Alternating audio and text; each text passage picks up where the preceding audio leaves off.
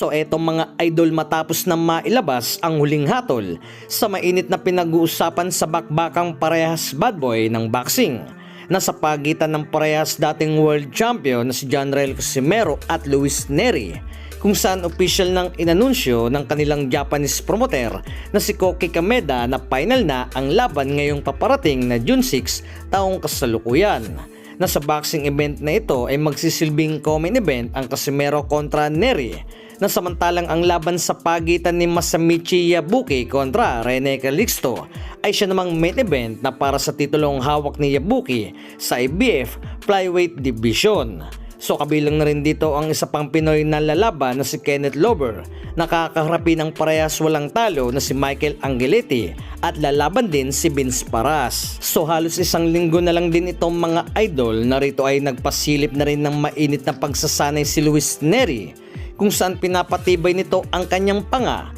na sa pamamagitan ng isang mabigat na bagay na binubuhat nito ng kanyang panga. So 124 pounds catchweight ang labang ito, kung kaya't inaasahan na makukuha ito ni Luis Nery, na kung si Jonrel Casimero ang tatanungin ay halos malapit nang makuha nito ang weight limit, na sa ilang video ni Angas ng Pinas sa Cuadro Alas It's My Boy ay makikitang kondisyon na ito na para sa laban sa Mexican Bad Boy, na ang showdown na ito mga idol ay nauna nang diniktahan ni Angas ng Pinas, na sa ilang video na ipinalalabas nito sa kanilang official FB page ay sinasabing itutulad lamang si Luis Nery sa nooy nakalaban ni Jonrel Casimero na si Saul Sanchez. Samantala mga idol, Oscar Colasso kontra Joey Canoy ay official nang inanunsyo kung saan ngay magkakaharap ang dalawang boxer na ito ngayong June 20 taong kasalukuyan, na para sa titulong hawak ni Colasso sa minimum weight. So isang malaking pagkakataon nito mga idol para sa Pinoy boxer ang makabangga ang hari sa minimum.